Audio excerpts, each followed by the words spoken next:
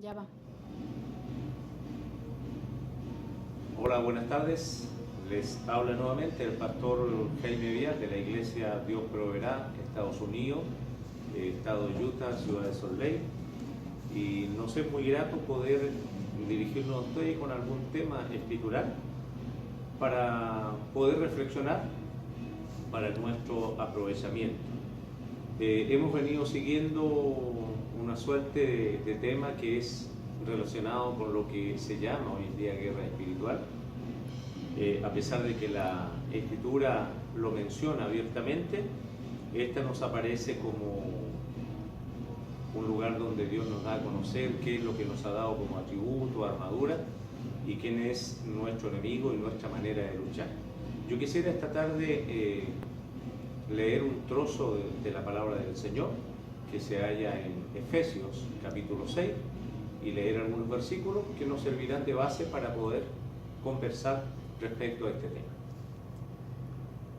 Voy a leer el verso 12, dice: porque no tenemos lucha contra sangre y carne, sino contra principados, contra potestades, contra los gobernadores de las tinieblas de este siglo, contra huestes espirituales de maldad en las regiones celestes.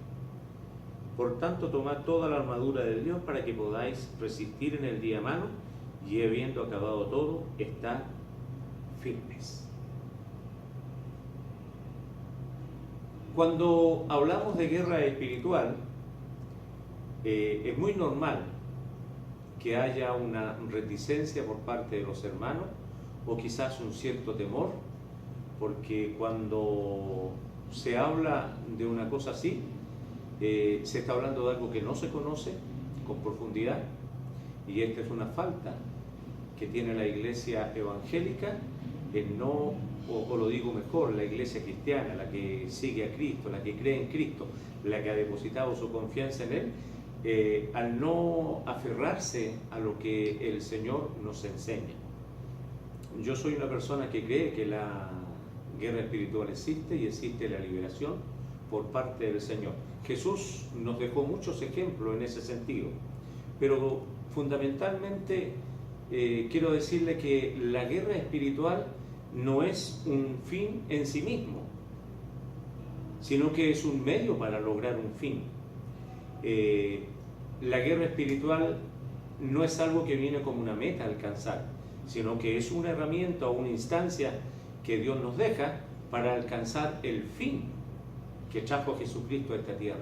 Y baste preguntarnos cuál es el fin que trajo a Jesucristo a esta tierra. Yo quiero basarme en la Escritura. Por favor, libro de Marcos, capítulo 16. Allí hay un par de versos que nos van a ayudar a entender. Dice así, voy a leer capítulo 16, verso 15, para no salir del contexto. Y le dijo: id por todo el mundo y predicad el evangelio a toda criatura. El que creyere y fuere bautizado será salvo, mas el que no creyere será condenado. Y estas señales seguirán a los que creen en mi nombre: echarán fuera demonios, hablarán nuevas lenguas, tomarán en las manos serpientes, y si bebieren cosa mortífera no les hará daño, solo los enfermos pondrán sus manos y sanarán. Si nosotros hacemos el énfasis solamente en que las señales que nos van a seguir, pero usted tiene que mirar que el enfoque que le da nuestro Señor Jesucristo no es la guerra espiritual ni es echar demonios, sino que el objetivo que tiene la palabra del Señor es la predicación mundial del Evangelio y por ende la madurez y el desarrollo de la iglesia. Dentro de esto aparece como herramientas para alcanzar el enfoque, el objetivo, que es llevar el Evangelio a todo el mundo, para que todos puedan ser salvos, en la aspiración de Dios cuando dice que de tal manera amó Dios al mundo, para que todo aquel que en él cree no se pierda, sino que tenga vida eterna. Creer en Cristo. Ahora, no nos podemos detener en la guerra espiritual como lo único importante, pero tampoco la podemos sobreestimar, ni tampoco la podemos menospreciar. Hay que buscarla y mirarla en el justo equilibrio. No podemos poner mucho énfasis en ella, ni tampoco podemos dejar de no reconocerla.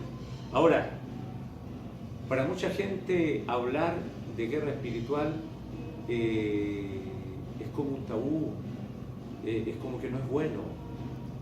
Y yo le quiero decir que no saber de ella es algo que nos perjudica. No podemos hacer cuenta que esto no existe, porque está dentro de la Escritura. Si nosotros hacemos caso a muchas voces, de mucha gente que dice mejor no hable de Satanás, ni hable de las cosas que él hace, como queriendo de esa manera no involucrarse. Yo quiero decirle que el que usted deje a Satanás en paz, no garantiza que él a usted le dejará en paz. El no reconocer que existe y que él trabaja, no quitará que él siga trabajando y siga dañando al pueblo de Dios. Desconocer lo concerniente a la guerra espiritual no es felicidad, porque no tengo relación con ella. Creo que por el contrario es un problema de intranquilidad y de felicidad, porque es muy fácil estar frente, a modo de ejemplo, de un ejército que está luchando contra un enemigo y que tiene armas y que lanza misiles, lanza balas y le preguntan quién es el enemigo. No interesa, no importa conocerlo, pero sigamos disparando. Así actúa el hombre que quiere minimizar lo que la Escritura nos da a conocer.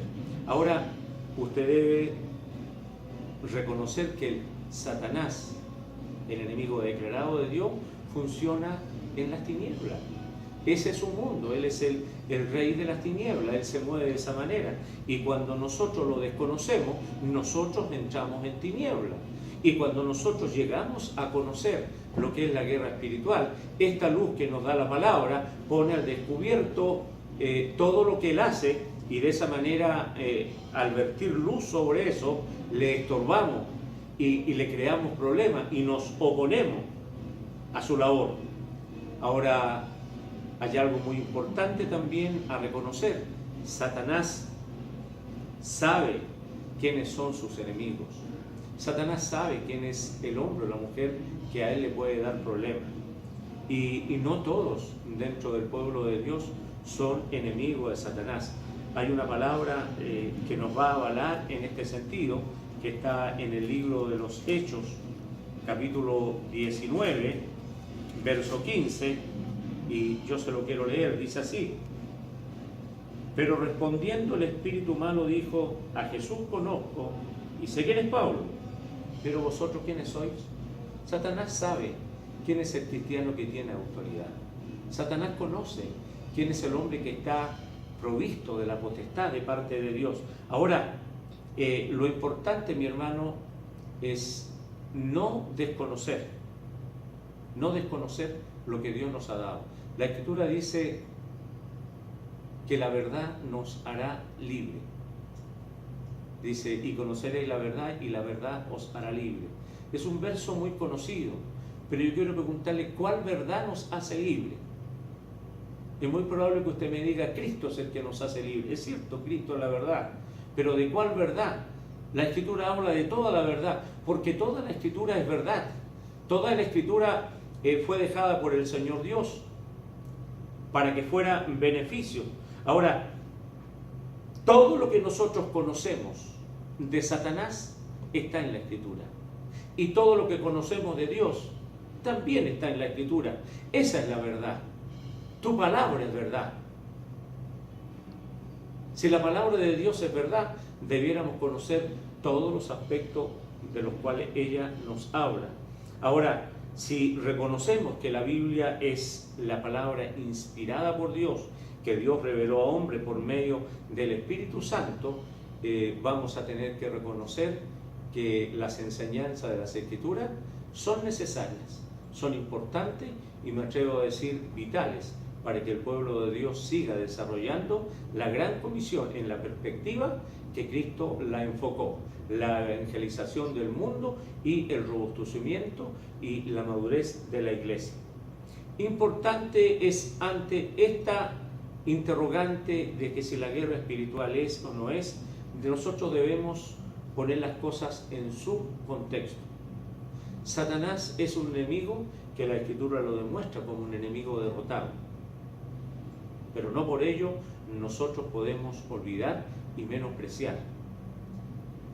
Es decir, debemos estar conscientes de la obra de Satanás, pero junto al estar consciente con lo que Satanás hace, nosotros deberíamos tener un enfoque mayor y una maravilla en lo que Dios hace.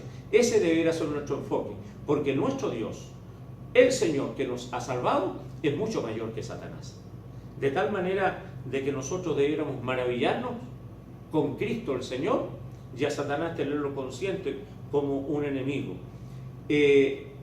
Muchos se asustan y muchos tienen miedo porque gran parte de la labor que realiza Satanás es asustar, atemorizar de muchas maneras. Él tiene muchos medios como atemorizar a los hermanos, pero la palabra del Señor, yo digo más de 300 entendidos en la Biblia, nos dicen que son 365 las veces en que la Biblia escribe no temáis, como que estuviera una para cada día. Pero si son 365, no, lo importante es que la Biblia dice no temáis.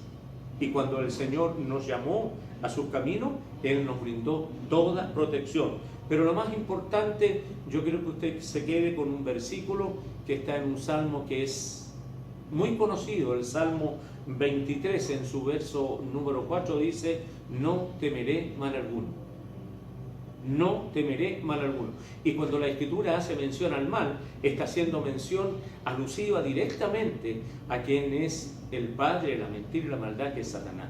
No debéis temer a Satanás, no debes temer un mal que venga de parte de él. Ahora, Satanás disfruta atemorizar, introduciendo miedo, y el miedo crece en el pueblo de Dios cuando no conoce al Señor.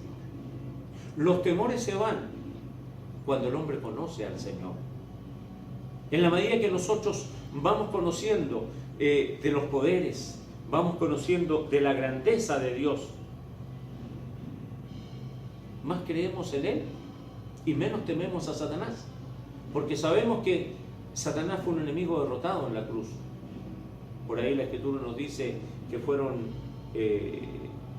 clavados los decretos que él tenía de condenación hacia nosotros, lo que nos da a entender que Cristo triunfó, y el triunfo de Cristo es real, es literal, es un triunfo, hermano, que se puede considerar real. Entonces, ahora, con respecto a todas estas cosas que suceden, ¿cómo nosotros podemos saber si en las circunstancias que estamos viviendo, en los problemas que tenemos, en las luchas, son estas viniendo de parte de Satanás o son producto de las circunstancias? Porque las circunstancias en nuestra vida existen, son parte del devenir de nuestra vida. ¿Cómo saber si es uno o lo otro?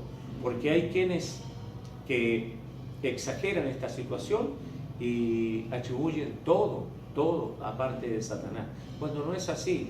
Y hay otros que minimizan, negando que Satanás no puede hacer. La respuesta es muy sencilla. Si usted es un hijo de Dios, si usted ha sido limpio por la sangre de Cristo y Dios es su Padre y Él ha puesto su Espíritu, pregúntele a Dios. Y Dios a sus hijos nunca los dejará sin respuesta. Aún más, Él nos dejó el Espíritu Santo, el Consolador, el que nos iba a guiar a todo sendero de verdad y de justicia. Ahora, si nosotros nos acercamos, ténganlo por seguro que Dios nos dará siempre una respuesta. También aquellos hombres que están ejercitados en conocer lo del bien y del mal, y un hijo de Dios debiera estar ejercitado en este tipo de cosas, de tal manera que nada lo debiera o nada debiera sorprenderlo. Por eso, mi hermano, nunca temeremos si sabemos quién es Dios. Nunca nuestro temor podrá ser mayor que la reverencia, que la admiración que tenemos por Dios. Ahora, si nosotros llegamos, mi hermano, a entender que Dios es un Dios grande, es un Dios fuerte, es un Dios poderoso, que Dios es un Dios que tiene todo bajo control, que Él es un Dios amoroso, tierno, bondadoso, mi hermano, nunca debiéramos temer si conocemos a Dios de esa manera. ¿Qué es importante saber? ¿Qué nos da a nosotros seguridad? ¿Qué nos da a nosotros en este tiempo? Y frente a este tema, el poder pararnos y establecernos con una seguridad sin que nada nos aparte nuestra mirada del blanco escogido de la soberana vocación. Si nosotros conociéramos lo que la Escritura podríamos llamar nuestra posición delante de Dios, si nosotros llegáramos a reconocer todo lo que el Señor Dios ha hecho en nuestra vida. Por favor, yo le pido que me acompañe.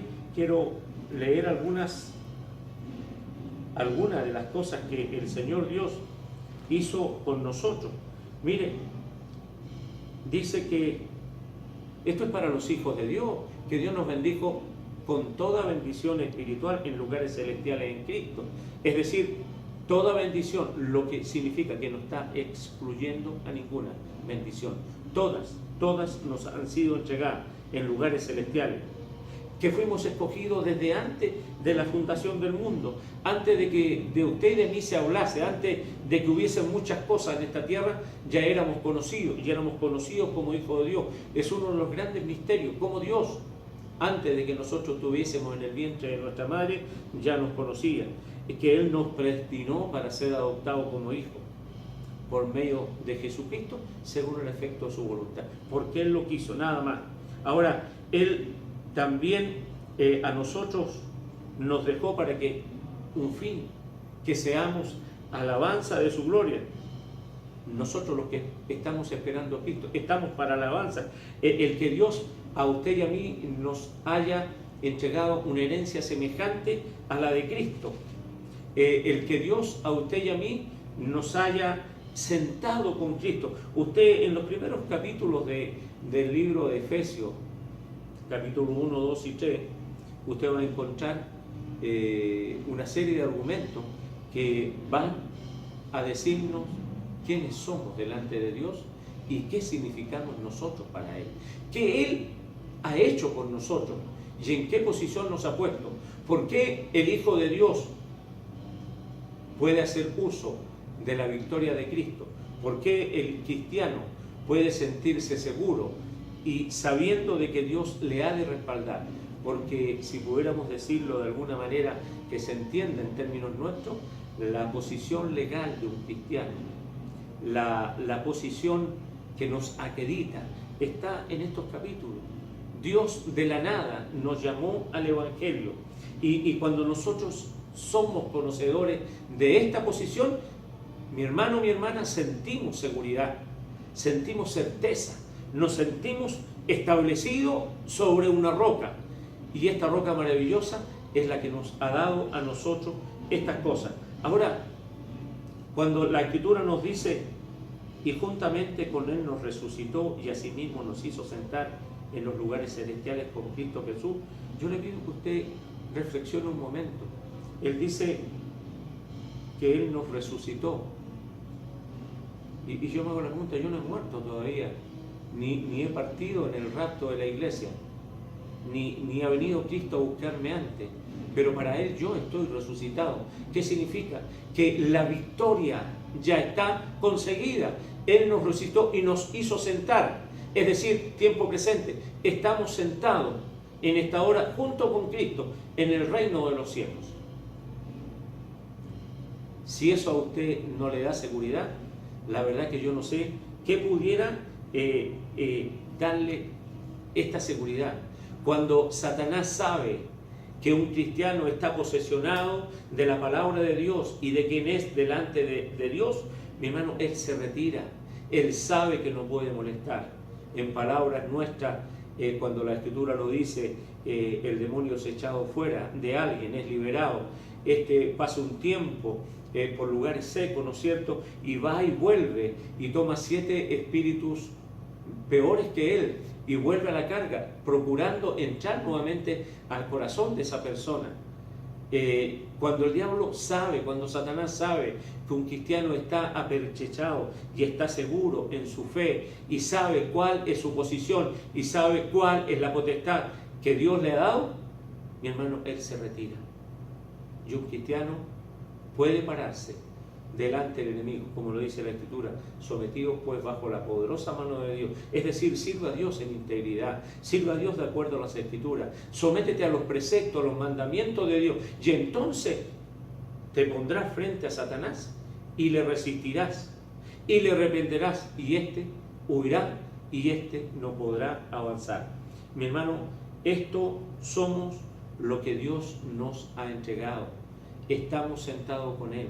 Y cuando nosotros estamos sentados con Cristo, la posición sentado, tal como estoy yo en esta hora, nos indica que estamos esperando, estamos gobernando. No se olvide, nosotros estamos gobernando con Cristo. Si usted ubica el libro de Romanos, se lo voy a buscar y se lo voy a leer. Mire, Romanos 5, 17. Romanos 5, 17. Dice, pues si por la transgresión de uno solo reinó la muerte, mucho más reinarán en vida por uno solo, Jesucristo, los que reciben la abundancia de la gracia y del don de justicia. No nos dices que reinarán en futuro, no, así como por la transgresión de uno vino la condenación a todos los hombres, de la misma manera por la justicia de uno vino a todos los hombres la justificación de vida. Es decir, nosotros, mi hermano, podemos reinar y estamos reinando con Cristo. Si usted está sentado en lugares celestiales, no tiene que temer mal alguno. Caerán 1000 a tu diestra, 10.000 a tu siniestra, y la Escritura dice, más a ti no llegarán. Tus enemigos vendrán por un camino y por 7 saldrán huyendo. ¿Por qué? Porque Dios está con los hombres que han hecho suya la palabra. La obra, mi hermano, es necesario que lo entienda, está terminada. A esta obra no hay nada que agregarle. Lo único que nos resta a nosotros es perseverar en la doctrina, es perseverar en la fe de nuestro Señor Jesucristo. A la salvación no la podemos tocar. La salvación fue ganada en la cruz del Calvario. La salvación ya fue alcanzada. No actúe como muchos hermanos nuestros erradamente lo hacen. Dicen, estamos luchando para ser salvos. Mi hermano, tú no tienes que luchar para ser salvo. Dice la Escritura que con el corazón se cree para justicia, pero con la boca se confiesa para salvación. Si yo creo en Cristo, tengo la salvación, y la tengo porque Él dijo que los que creen en mi nombre serán salvos. ¿Qué me resta a mí? Perseverar, permanecer en esta doctrina. Nuestra salvación está completa. Hay un versículo de la Escritura, Colosenses 2, nos dice que nosotros en Él estamos completos, lo tenemos todo. Es importante, y se lo voy a leer porque creo que es vital que nosotros podamos alcanzar esa seguridad. Colosenses 2 dice, verso 10, y vosotros estáis completos en Él. Cuando me dice estáis completos, no necesito más nada, lo tengo todo, en Él estoy completo. Él que es la cabeza de todo, principado, potestad. Es decir, cuando me habla de principado, estoy hablando de que tengo poder, estoy reinando con Él y tengo todo el poder, es decir, todo el poder de Dios. Hoy lo tiene la iglesia, lo tiene usted, mi hermano, lo tiene usted, de tal forma que siéntase seguro. Por eso la palabra dice, está firme. ¿Firme para qué? Firme para resistir. Pero yo quiero decirle que nunca un cristiano podrá estar firme si primeramente no está seguro de su salvación y no ha entrado ese conocimiento maravilloso que nos otorga la fe de saber que en Él estamos completos y que la verdad de Dios se ha acomodado de tal manera en nuestro ser que nos enseña y nos hace caminar sin temor alguno, porque el cristiano hoy en día puede transitar sin temor alguno, porque la mano del Señor, el Espíritu Santo, el poder de Dios van con aquellos que han creído en su nombre. Si quiere que el enemigo oiga de usted, tenga esa certeza, esa seguridad. ¿Y cómo la obtengo? Tomándome de la palabra, haciéndola mía y teniendo la certeza y la seguridad de que el Señor lo ha dado todo en mi favor. Usted podrá estar firme, y podrá resistir al enemigo. Y cuando alguien a usted lo busque, usted podrá orar, usted podrá ungir, usted podrá reprender. Y lo que dice la palabra del Señor en la parte final que leímos de Marcos 16, se cumplirá. Esa es una herramienta que nos permite llevar el Evangelio a otras personas. Hoy hay muchos que están presos por el enemigo. Satanás ha tomado sus vidas y hace con ellos lo que quiere. Usted, mi hermano, mi hermana, en sus manos lleva medicina, hoja para la salud de las naciones. Eso es lo que es el pueblo de Dios. Llevamos una palabra, llevamos la virtud de los cielos.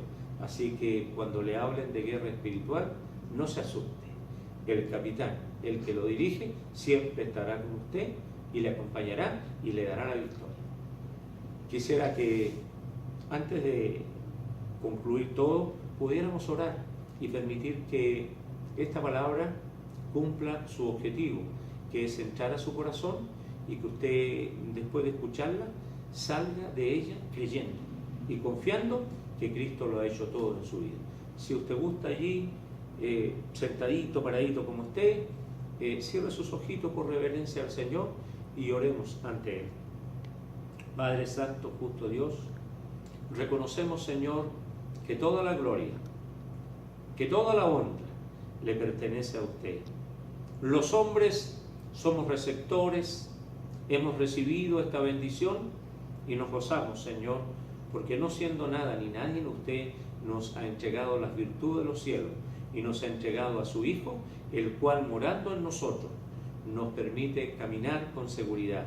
Padre, yo quiero pedirle que esta tarde a quienes hayan escuchado puedan tomar esta palabra, hacerla suya y reconocer que hoy están sentados juntamente con Cristo en lugares celestiales y que podemos reinar y que podemos hacer uso de la autoridad y de la potestad que usted nos ha entregado. Padre, que esta palabra, con la gracia, con la luz suya, pueda correr y vaya en bendición de los muchos creyentes que hay a través de la faz de la tierra. Se lo pedimos, se lo rogamos, Padre, en el nombre de Jesús. Muchas gracias, Señor, por este momento.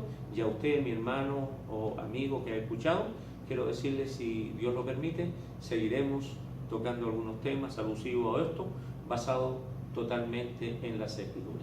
Que Dios le bendiga. Desde Estados Unidos, su hermano, pastor y servidor, Jaime Vial.